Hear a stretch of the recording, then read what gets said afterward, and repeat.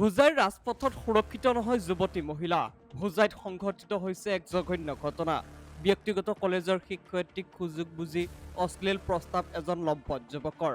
প্ৰস্তাৱ অস্বীকাৰ কৰাত শিক্ষয়িত্ৰীৰ মুখত পিকাই পলায়ন কৰে লম্পট যুৱকজনে। লম্পট যুৱকজনৰ নাম জিয়াবুৰ ৰহমান। ঘটনাৰ খবৰ পাই হোজাই জিলা আমচুৱে নিশা স্থানীয় ৰাইজৰ সহযোগত যুৱকজনক কৰায়ত্ব কৰে।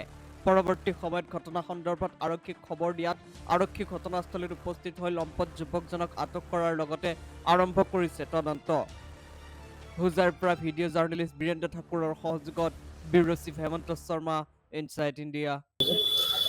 হয়, আপোনালোকে জানে হোজাই ইতিমধ্যে মানে এডুকেশ্যনৰ এটা হাব হৈছে আৰু এই এডুকেশ্যনৰ হাব হোৱাৰ ফলত অসমৰ বিভিন্ন প্ৰান্তৰ ছাত্ৰ ছাত্ৰী আমাৰ হোজাই জিলাত আহি পঢ়া লিখা কৰে। কিন্তু এই জিয়াবুৰ ৰহমানৰ নামৰ যিজন যুৱক, এই যুৱকে এগৰাকী শিক্ষয়িত্ৰীক ব্যক্তিগত বিদ্যালয়ৰ মানে শিক্ষানুষ্ঠানৰ শিক্ষয়িত্ৰীক অকলে পাই ৰাতি অশ্লীল প্ৰস্তাৱ দিয়ে, অশ্লীল ইংগিত দিয়ে। তেখেতে অস্বীকাৰ কৰাত তেখেতৰ মুখত ডাইৰেক্ট পিকাই কেনি গুচি যায়। গতিকে এইটো আমাৰ হোজাইৰ বাবে অতিকৈ লাজৰ বিষয়।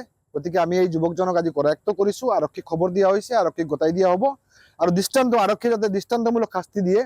কাৰণ হোজাই জিলাৰ বৰ্তমান ইকনমি এডুকেশ্যনৰ ওপৰত মানে বহুখিনি ডিপেণ্ড কৰি আছে আৰু এই ধৰণৰ যুৱকৰ অপকৰ্মৰ বাবে যাতে আমাৰ হোজাই জিলাখন বদনাম হ'ব নালাগে।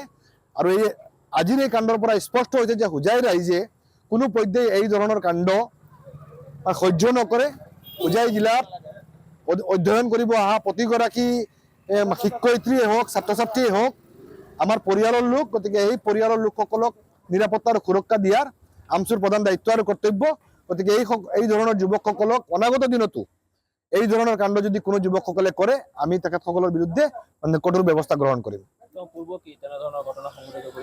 হৈছে চাগে, বহুতে কৈছে, নহ'লে এদিনাখন এগৰাকী মহিলাক এই ধৰণে কাণ্ড দেখি অশ্লীল ইংগিত দিয়া আৰু তেখেতৰ ওপৰত ডাইৰেক্ট মুখত পিকাই দিয়া সাংঘাতিক ধৰণৰ ঘটনা। এই ধৰণৰ ঘটনা হোজাই স্থানীয় ৰাইজে কোনো পধ্যেই সহ্য নকৰে। কোনোবা নাছিল, অকলে আছিল। CCTV ফুটেজত যিটো আছিল সেইটো অকলে আছিল।